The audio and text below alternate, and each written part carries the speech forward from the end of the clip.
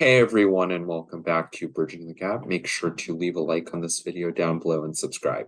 My name is Alvin. I lean right on most issues, and I'll be representing the Republican side. Hello, my name is Luke. I lean left on most issues, and I'll be representing the Democratic side. Now, in this video, we are going to be doing our October Senate elections for the upcoming midterm elections. Yeah, so in September, we had this map, and we're going to be updating it with only 1 month until the election. So let's start with a few solid states that aren't filled in yet, and we think just need a little bit of discussion. Okay, let's start with Alaska. Yeah, so in Alaska, it's pretty interesting with ranked choice voting. We have two Republicans that could potentially win this seat, but the Democrat seems to have no chance. We have Lisa Murkowski, the incumbent, who's a moderate, and Kelly Tshibaka, who is more MAGA Republican. She's fighting Murkowski from the right, but I think personally Murkowski's favored here, but Tshibaka has a shot. The Democrat does not. So this one's solid Republican. Solid either way you slice it. Next, we'll look at Iowa. Here we have Chuck Grassley going up against, I believe, Mike Franken. Now, in this race, it seems like Grassley's been a long time incumbent in Iowa. And in this race, it looks like Franken could get it closer than Grassley's other races. But and some of the polling suggests it might be within 10 points. But still, like some of this polling has, a lot of this polling has Democratic bias. It's been done by the Franken campaign, and there's still a bunch of undecided, so that's which will probably go to Grassley in the end. So I think as right now, this is a solid race, 10+ points. Yeah, I wouldn't even be surprised if Grassley won by 15 here. So this one's going to be a solid Republican. And then there's Utah. I'm personally still inclined to put this into solid Republican. I think there's some crack showing for Lee. McMullen has a chance here as the independent candidate with the Democrats backing him. But I think in the end, Mike Lee has the R next to his name, and he's going to pull it off over 10 points. Yeah, McMullen's been running a very interesting independent campaign, trying to unite Democrats and moderates to go up against Lee. But there's not a lot of data from the state. And I think it's pretty safe to say that as a Republican and an incumbent, Lee does have a major advantage. Yeah, and then there's going to be safe Democrat states. In the summer of 2022, we saw Washington potentially move into a likely Democrat category. And recently, we've had another interesting poll right after Trafalgar saying that Washington's narrowing up even further into by 2 points, right? That Murray's only leading by 2 points under 50%, but I think Trafalgar just doesn't know how to pull safe states. I guess Murray, she could fall under 10 points, but for now, I'm gonna put it in safe. What do you think? I do agree. I think Patty Murray's very well positioned. During the primary in the summer, like she performed the jungle primary in the summer, she performed very well. I think she will win by over 10 in the end. And yeah. Okay, and then I might be surprising here, but I personally think Colorado is also a safe Democrat state. I don't know your thoughts on this, but Colorado has been shifting to the left every election in almost all of its counties, especially in the Denver metropolitan area. And polls have underestimated Democrats in Colorado in the past. And the polls are showing Bennett doing really well, honestly. Even Trafalgar only has O'Dea at 43%, 6 points behind Bennett. And the other polls, like Emerson, has Bennett up by 10. I think the shifts in the educated population in Colorado is going to push Bennett over 10 points. Okay, that's an interesting take. I do sort of agree with you. I think it's in that region between likely and solid. So like where Bennett is like between a win by like 9 and like 11 points, maybe 8 and 11, just around that high likely area. I don't know. None of these polls, these recent polls at least, have shown Bennett above 50%. So that's like the only thing that makes me still think it could be a likely race, because O'Dea, the Republican, is a more moderate Republican. I think maybe he could succeed in getting some more of those undecideds and potentially closing us up a little. But I again, Colorado is shifting, seems to be shifting pretty decently to the left. So I mean, yeah, it could outweigh his moderacy. Yeah, I I don't mean, know. also like Biden won the state by like 14 points, right? And Colorado's only been moving quickly to the left. So even with a more favorable national environment and Odea being more moderate, I think this one should be safe. Okay, go Okay, for it. so we'll put that one into safe Democrat. And then that's all the safe states for either side. So we'll be moving Hmm. into the likely states. Since we're on the Democrat safe slash likely, might as well move to New Hampshire. Yeah, Um, New Hampshire's been New quite Hampshire. interesting. Can I talk Yeah, about this one? go ahead. Yeah. So in this one we have incumbent Senator Maggie Hassan going up against Don Bolduc, who's run for the Senate previously. Um, Bolduc's a more extreme Republican, which I don't really think mixes well with the moderates the swingy moderates in New Hampshire, and I think this has been clearly shown in the polling. Maggie Hassan seems to have a clear advantage. He's been polling about 50 in the most recent polling. I think she's in a very good position to take this stub. um, yeah, I think it'll be probably not by above 10, but I think she can definitely get it above 5. Yeah, I think at this point it's almost certain it's going to be above 5. It could fall under 5, but it's going to be above 5 in my opinion, and it could even be over 10. So Yeah. there we go with New Hampshire. And then there's the likely Republican states, and there's not too many of those. I personally think the only one is in Florida. Here, I'm not sure thoughts on this, but Marco Rubio has been strong in the past, and I think coupled with Ron DeSantis's own ability to turn out the Trump base, I think him and DeSantis are going to bring each other over the finish line. Like I've said in every prediction, I think Rubio isn't going to win by over 10. We've seen Demings perform pretty well in the recent polling relative to where she was in the past. And I think with all these polls, it's sort of becoming a little more consistent for Demings. And I think she's going to be able to bring it within 10. And also, just to make a note, the recent hurricane in Florida could shake this race up in either way. We'll have to see. Yeah, I mean, on the since it's the federal government, I feel like that Hurricane Ian will have more of an effect on the governor's race and that statewide level. But I mean, we'll see. Maybe it'll have an effect on the Senate level here too. But yeah, again, I think I would agree with you that this is in the likely column between 5 and 10. In favor of Marco Rubio, because I mean, if you look at some of the polling, it's been kind of mixed matched. Democratic pollsters would have it in a lean margin, and I don't think there's really been any Republican pollsters polling it this year. So I think even though some of the polls show it with at 2 or 4, I mean, I think they lean toward the Democrats, and I think ultimately Rubio's favored, especially with the Hispanic shifts in the state. And I think he'll take this by about 5. Yeah, I agree. So there we go. Likely Republican for Florida. And then there's probably only one more state that on this map that could be debatably likely for either party, and that's going to be Ohio. And personally, I am willing to put this one into likely. I think Vance is going to win by around 5 to 6 points at the end of the day. If we look at the polls in Ohio, there's been a lot of weird things. At first, we thought, this just must be a polling error for Tim Ryan, but it's been sort of consistent.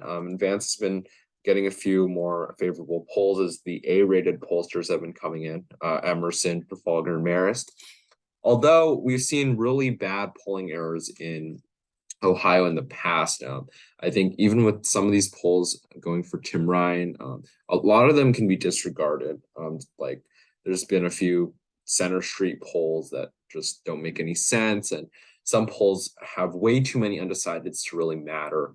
Tim Ryan does have some appeal in Ohio, and JD Vance has not been campaigning the best. So I think there's a shot Tim Ryan can win this, and that's why it's not in safe, and it's also almost in lean, but I think this one's likely. Yeah, Tim Ryan has been running a crazy good campaign in Ohio.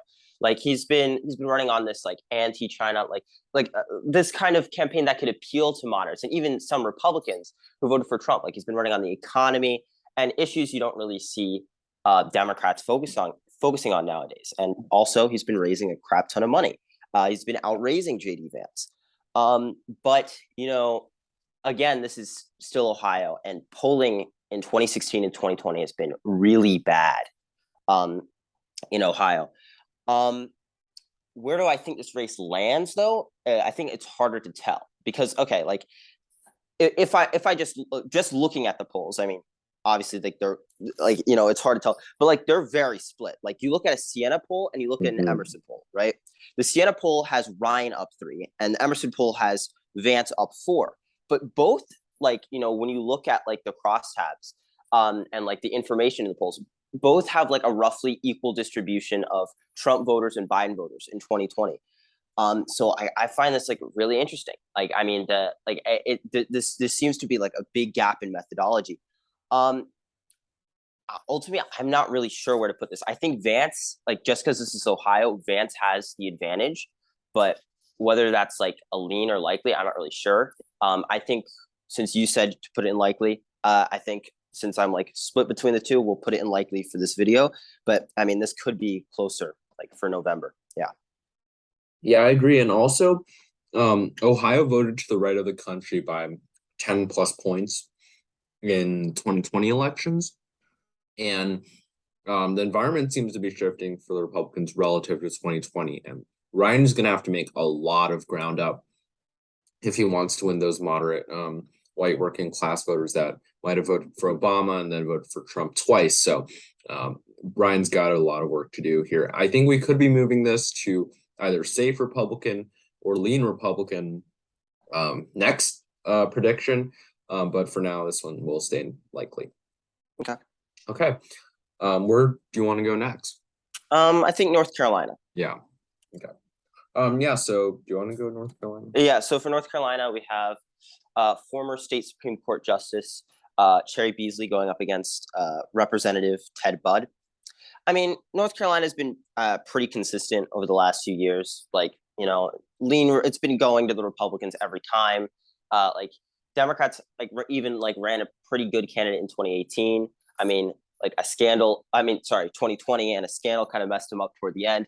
But yeah, like generally, like it's just been kind of in that lean, like between 1 and 5 points for the Republicans, like over and over again, every election cycle. I think it'll be the same way again here. I mean, most of the polling suggests Ted Budd is either leading or tied. I mean, here, there is one poll like recently that does show Cherry Beasley up, but it's a civics poll, which I believe leans toward the left.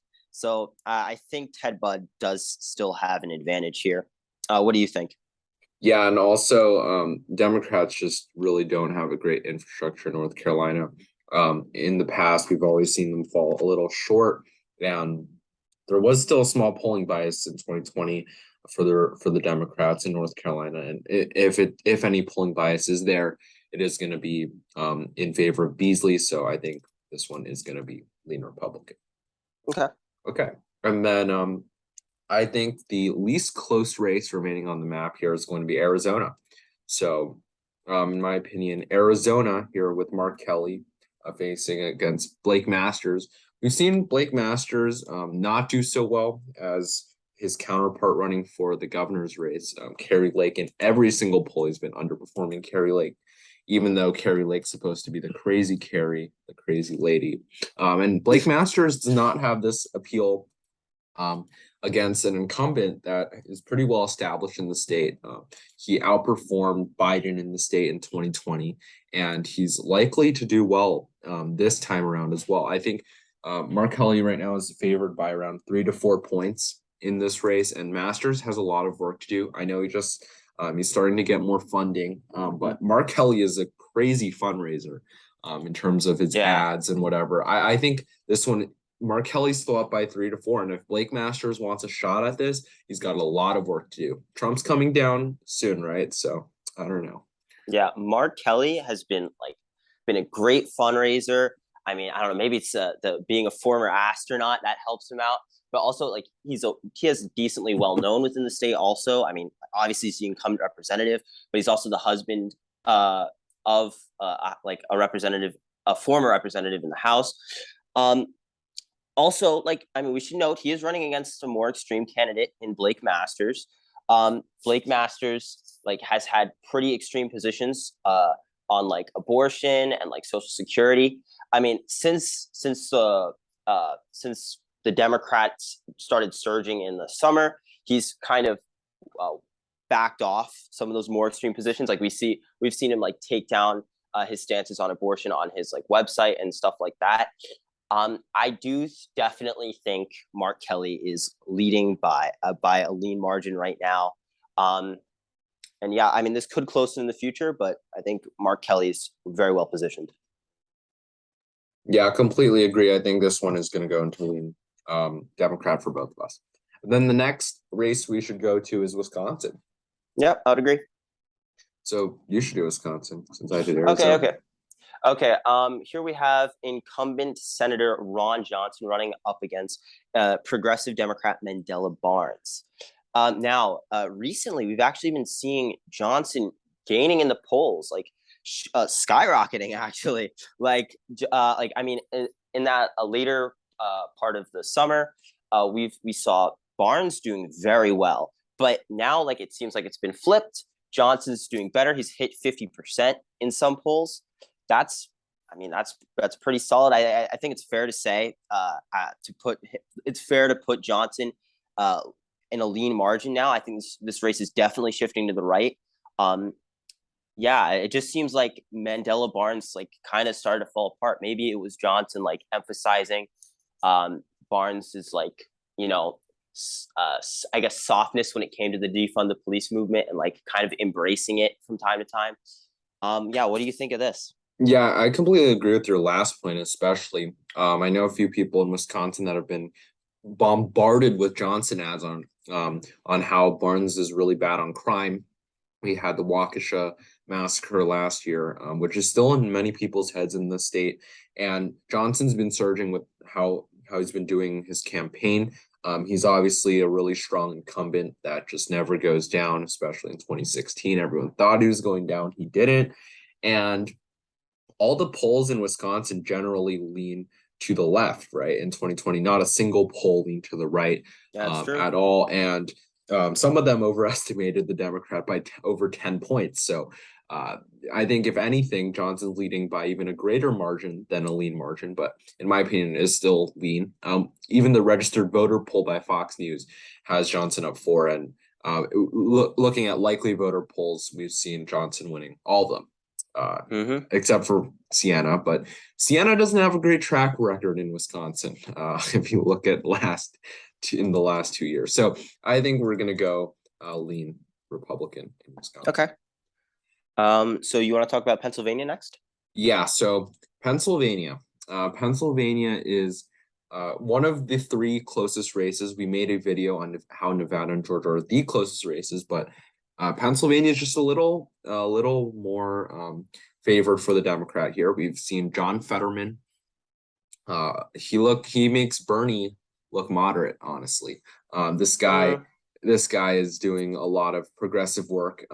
But he's been working. He's been doing his campaigning, but his stroke sort of messed him up earlier. We've seen Dr. Oz do better recently. I think last prediction we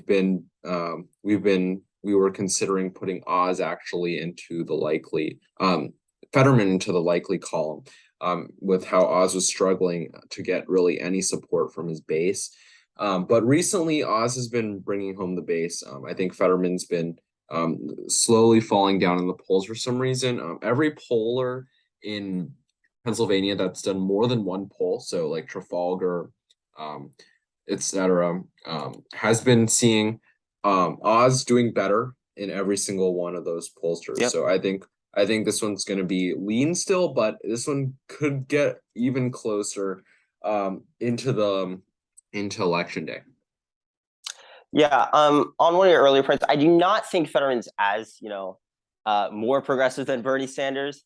But I mean, on the race itself, here I would agree that it is closening. I think Oz, Oz has been kind of really pointing out Fetterman's health issues, and after that stroke, I thought it wouldn't really work because Oz is like sometimes it looked like he even was making fun of Fetterman after his stroke. I mean, like as a doctor, like should you really be doing that? Is that the right message? But it might have riled up the Republican base in Pennsylvania here because he's been improving in the polls. Like we've seen a closening. I mean, Fetterman is still. I should note we are going to keep this in lean here because Fetterman is still leading in every poll, including the right-leaning pollster Trafalgar. But again, this looks like it is closening, and I think by election day, Oz may be able to get this close enough to win. Yeah, I think this one is going to be a lean Democrat, and it's starting to fall away from Fetterman. I think Oz definitely has a real shot. And then we have the final two states, Nevada and Georgia. We made a video on this. Our last video was why they're the keys to the Senate. And I think we'll start with Nevada this time.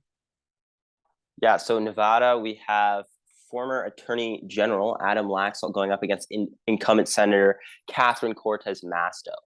Now, this one's very interesting. This is one of the closest races, but we've been seeing Adam Laxalt doing better in recent polling. The Trafalgar poll, which leans to the right usually, has him up 4, which is pretty solid. I've been starting to get the impression that hey, like Laxalt's positioning himself pretty well to win here. Like I think he definitely has a lead of some sort. I don't know how big of a lead it is, but I'm willing to put it in tilt, and I could even see him winning by 1 or 2 at this point right now. What do you think? Yeah, my exact thoughts. You just stole them basically. I think Laxalt is right now leading by 1 or 2. And I think if anything, he's more likely to expand that lead than lose it to Masto. I think we will, since this is a snapshot in time, I think the best call here is to put this one into tilt Republican. But I think if I had to make a prediction about the exact margin in November, then this one would go into lean. But since as of right now, I think he's leading by 1 or 2, and if anything, he's going to expand his lead. Masto is unlikely to really make this up in a big way, but she would be winning by the thinnest of margins. You never know. Like, yeah, we never know, of course. Catherine Cortez Masto is still an incumbent, and I'm sure she's going to drill the issue of abortion over and over again in a state where abortion and pro-choice values are very popular. But we'll see. I think right now though, Laxalt does have that lead. All right, and then finally to the state of Georgia, which will determine which party controls the U.S. Senate. I guess I'll explain it. So we have incumbent Raphael Warnock, Reverend Warnock, against Herschel Walker, the football star of Georgia, and the football season is ramping up, so we'll see how that goes. But we have Herschel Walker here, and he's been sort of in this field where personally I've been thinking of this as a pure toss-up for basically a month now. We've seen so many polls come in, and they've all had it, really close, and it's been back and forth. And I think the only thing that's going to make me move this into one category or another is the runoff system in Georgia. I think this one's actually tilt Democrat because Warnock and Walker, I think, are neither of them are going to hit 50% right now. With the Libertarian candidate in the race, we've had a lot of people still undecided. They don't like either candidate, and even if they want to vote Republican, Walker's just not an appetizing choice, for a lack of a better word. So I think this one is actually tilt Democrat. I will say, some of this recent polling looks pretty good for Warnock, but again, though, in terms of the amount of polls over 50%, there's only really one, the YouGov poll, which I believe they tend to lean toward Democrats. So it's also registered voters. So yeah, I think this I still believe that neither candidate will hit that 50% threshold, and due to the nature of Georgia, it will go to a runoff later on.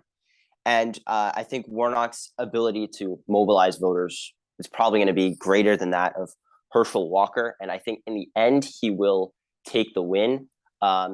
It'll probably be very close though, and I think I would put it in a tilt margin as well. Yeah, Walker's going to have to hit 50% if he wants to win that race. So there we go. That's the final map. 50 seats for the Democrats, 50 seats for the Republicans, with Kamala Harris breaking the tie to keep the Democrats in control of the Senate. We've had a few shifts. We've shifts in race ratings. We've had Colorado move from likely Democrat to safe Democrat. We've had Nevada move from tilt Democrat to tilt Republican. We've had New Hampshire shift too. Yeah, we've had New Hampshire shift from lean Democrat to likely Democrat, and we've had Wisconsin, right, shift from tilt Republican to lean. So we've shifts in both directions. Yeah, shifts in both directions in 4 races across the country. This is our October prediction, and we have one more month to go until Election Day. Yeah, very exciting. Very exciting. Can't wait. So thanks for watching, everyone. Make sure to like down below again. Subscribe if you haven't already. Comment down below. Yep. Share with everyone you know. Share this video with everyone you know. It is the best prediction video. So thanks for watching. Bye. See ya.